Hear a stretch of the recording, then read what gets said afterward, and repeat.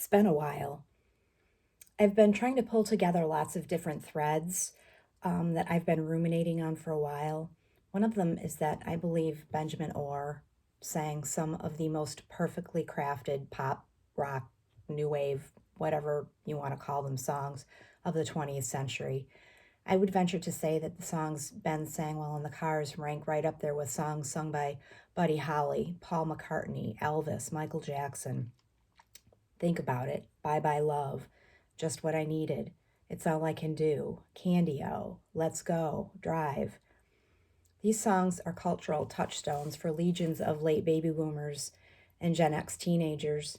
The minute you hear any one of these, you're immediately transported to a certain place and time, a particular event or situation. They were part of the cultural fabric of growing up in the 1970s and 80s. But unbelievably, Ben seems to be forgotten when people discuss the greatest voices from the heyday of popular music. I think it's because he did not purposely pursue the spotlight, and I believe that he kind of did himself a disservice by doing that, or by not doing that. The other thing I've been mulling over for a while now is why the Cars today don't seem to be considered in the same new wave kind of category that so many other bands from the era between disco and alternative or the hair band and grunge era are. No one mentions the Cars really when they talk about bands like Devo, Oingo Boingo, The Cure, The Clash, Depeche Mode, Style Council, Pet Shop Boys, and others. Why is that? Is it because the Cars essentially kicked down the door first that kind of let new wave into the mainstream and some of their songs are considered more power pop or synth pop? That their music kind of defied a particular definition or category? I mean, if you give them a really deep listen, their new wave cred can't be denied.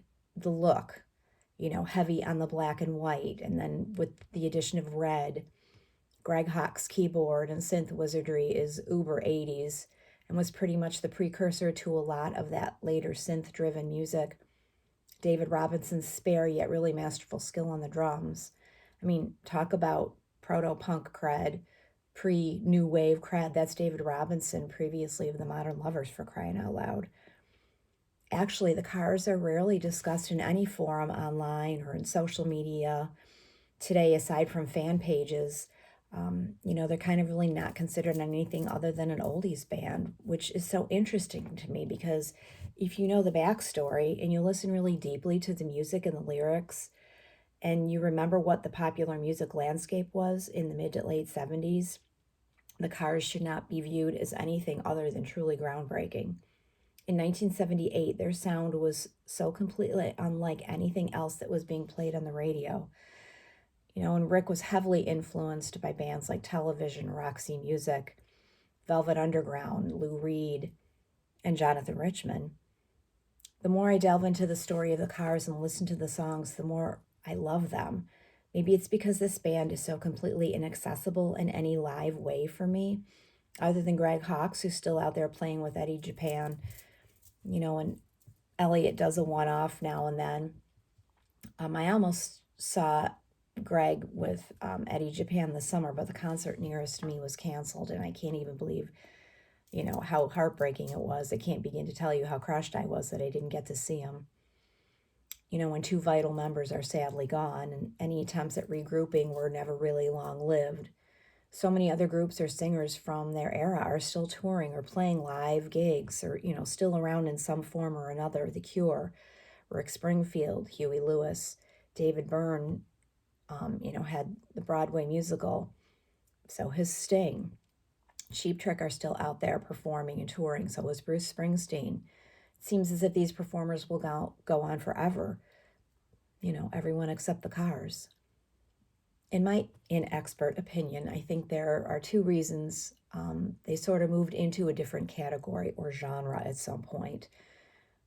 For me, the song Shake It Up is one, and the album Heartbeat City, with those massive singles, Drive, You Might Think, and Hello. Those songs pushed the band into a different category. Maybe it was more pop. I suspect Elektra demanded something more palatable to the masses after Panorama, which at first listen seemed to take the Cars in a different direction from the first two albums. I have more on that coming. We'll talk about that in another video. Um, don't get me wrong, there are some great Ben Orr songs on Shake It Up, Cruiser, This Could Be Love. Those are great songs, but for as much as I have come to love this band, I really don't like the song Shake It Up. I'm at the point where I have to skip it on Spotify. I can't listen to it. But that particular single is probably just exactly what some higher up wanted, something kind of simple with an easy to remember refrain that would appeal to a wide audience, both the diehard fans as well as possible new fans who either, wouldn't or didn't like Panorama. I really dislike both the single and the video of I'm Not the One. I don't know, I just don't care for them. Of course, different strokes for different folks. Obviously, the album was loved by a lot of fans since it was certified 2 times platinum. And even though several publications called it decidedly underwhelming, the Toronto Globe and Mail, and a work that breaks no new ground, that was from the Boston Globe, the hometown newspaper for the guys. The title track was the band's first top 10 Billboard hit, and Spin Magazine listed the album as one of the 50 best of 1981, so go figure. And then 1984's Heartbeat City was just like in a completely different realm altogether from their previous albums. The Mutt Lange production made the band, I think, sound like someone else. The Cars were not known for ballads, so the single Drive was a totally different thing from any song they had released before.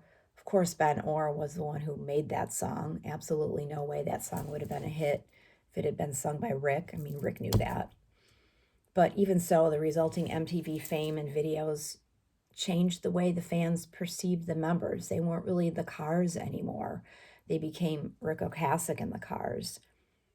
Unbelievable to me is the number of people who never even realized that Ben Orr sang some of the most popular and best songs. They thought Rick sang them all. Head's kind of exploding here. So kind of that's my take right now on where and what I think happened to the band. There was definitely a shift that I think was part of their undoing at one point, and I'm going to talk more about that. But this is sort of like a precursor, and the next thing I want to talk about at length is Panorama.